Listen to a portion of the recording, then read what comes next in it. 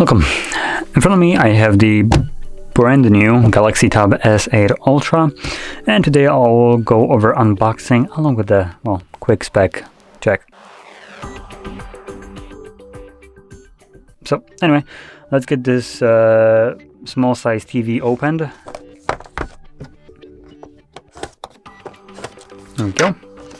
Obviously, as you can see, the box is fairly small, just a little bit bigger than the box or the tablet itself. As you can see, there it is. This is basically a table that we get in here. Pen, charging cable. There we go. And some. Oh, that's from the charging cable. And just some paperwork. So there we go. Anyway, let's just jump straight to the tablet itself. Now I will already start holding the power key just so it starts turning on. There we go. So there we go. So as you can see, this is quite massive. Now right off the bat I am baffled by one little thing, which is the device is absolutely massive. Why the F is there a notch? The S8 or Tab S8 Plus didn't need a notch. Why is there one here? Anyway, just a little bit of a stupidity, I guess, here.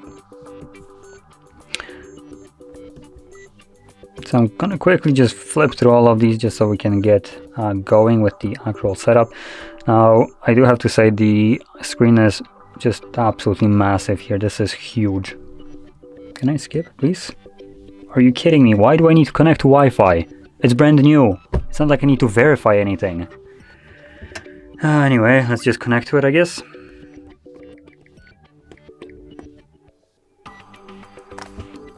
I hate devices that literally force me to do something throughout the setup process. I thought that the setup process where I get to set up the device how I like, but apparently Samsung thinks otherwise. Again, restart. Why? Like, seriously.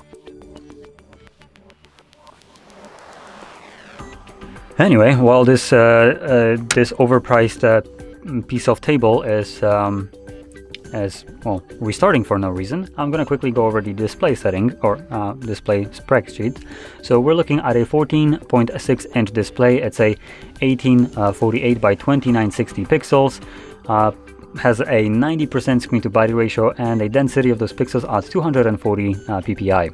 Now this is a Super AMOLED display with a 120 Hz refresh rate, HDR10+. So basically everything that you'd expect from a something at this size and name. Though there is a little bit of a problem with this, which is the glaring notch right in here. Why? Why does it exist?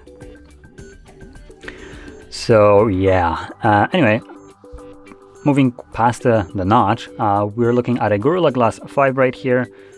So there we go. Though at this size, any kind of bump on it probably will break the glass anyway, so that Gorilla Glass 5 means nothing to laws of physics. So keep that in mind. This is a little bit too big to feel safe when dropping or just like doing any kind of more of a stress test on this. Bend test, I wouldn't think that it's gonna survive by any stretch of the imagination right here. It's just too big and too thin. So now that it's getting ready for a little bit too long for a flagship device running a Snapdragon 8, I can go over the cameras because there is a notch right here. So let's just see what's under the notch. Is it even worth the damn bump or notch? So we're looking at a front of 12 megapixel wide and 12 megapixel ultra wide. Yeah, I don't think that's worth the notch that we get here. Now if we flip it over to the back, we're looking at a 13 megapixel wide and a 6 megapixel ultra wide. I have no questions, to be honest.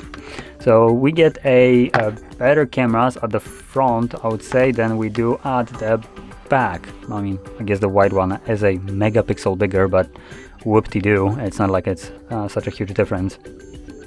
Now, hopefully none of you will be going around with this tablet trying to snap pictures, because this is like trying to whip out a small size monitor and just trying to capture photos with it. It's just gonna look absolutely stupid. So please don't do that. Don't be that person that uses this tablet to capture photos. There are different, better devices for that. Oh, there we go. It finally... Wait, don't copy. It finally finished up whatever it was doing. So now that we went over the actual cameras, we can quickly go over the rest of the specs. So we're looking at a new Snapdragon 8 Gen 1. I believe there's also Gen 2, but I may be wrong. So yeah, a Gen 1. It has from 8 to 16 gigs of RAM, depending on which option you go for. I'm pretty sure this one is probably the bare minimum one. So bare minimum meaning it's 128 gigabytes of storage and 8 gigabytes of RAM. And we can go up to 256 storage, 12 gigs RAM, 512, 12 gigs, 512, 16 gigs, and yeah, that's basically what we get. So we have kind of like the bare minimum only has like 8 gigs, and then 256 has 12, and 512 has 12 and 16. So basically that's the storage right here. Now I am actually quite curious about one thing. The S8 Plus did, I believe, have expandable storage. So I'm really curious to see if that is the case right here. This is the 5G model, so it most certainly has a SIM tray, as you can see right here. And we do actually, surprisingly, have a way to expand storage using an SD card. Now, holy crap, I am actually surprised to see this on something that has the name Ultra from Samsung. Now, usually Samsung tries to stay away from expandable storage, but hey, look at that, we actually can pop one in. Now, I assume this can be expanded probably all the way up to a storage with a terabyte of storage, though it might be limited only to 512. Either one of those options does expand the storage quite significantly for something like this, so in any case, both of those options are amazing. Now, my god, this is taking way too long to actually set up. There is absolutely zero reason for this. I've been talking for what, like 6 minutes right now, 7, and it's still setting up. Wow, finally. Let's skip. Hopefully finish will be... Oh, there we go, finally. So, this is the home screen. As you can see, you do have a little bit more subtle wallpaper without any kind of vibrant colors right here. Let's see, brightness-wise, it does get fairly bright. And what else is there to say? Probably last thing would be the battery. So, we are looking at 11,200 milliamp hour battery. So this is a quite hefty battery, though to be perfectly honest, for the sheer size of this device, I would have expected it to be a little bit bigger. It is a whopping, like, huge battery here, but the S8 Plus did already run a 10,000, almost 100 milliamp hour battery, so this isn't that much more than the actual, like, 8 Plus. And 8 Plus is a little bit smaller than this, so yeah, that's kind of why I expected it to be a little bit bigger than it is. But still, I mean, 11,200 is quite huge. Now, in terms of charging speeds, we're looking at 45 watt charging, though, as you are expecting, there is no charger provided with it, so hopefully you have your own. And they are advertising that you can charge this device up to 100%, so basically from dead to 100 in 82 minutes. So there we go, that's about it from the spec sheet. So obviously, we do have a pen, we have a huge display. Now let's actually quickly look at one last thing, which I'm kind of curious about. This is a huge device, so hopefully the speakers on here do sound nice. I mean, after all, you have enough space for something a little bit better sounding. Let me quickly find YouTube.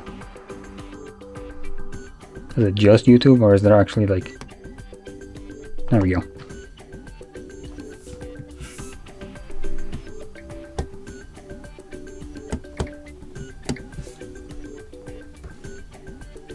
I'm just gonna play first thing that's here, which is a commercial apparently.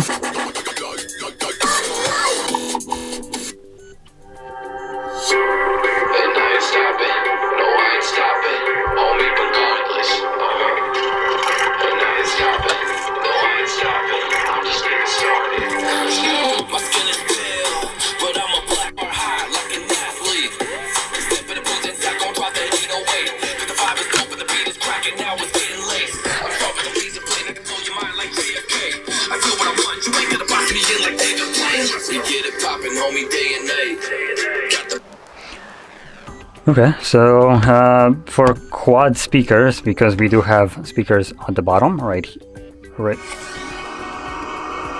Stop. There we go. So we do have the speakers at the bottom right here, and also at the top right here and here. So we have quad speakers set up right here, but I do have to say they get loud and clear, though it's really lacking in like any kind of depth to the music. It's super flat, no bass basically whatsoever. So that's a little bit disappointing for quad speakers and a device that has like 14 inches in size. So yeah. Anyway, this would conclude the overview of this tabletop, and if you found this video helpful, don't forget to hit like, subscribe, and thanks for watching.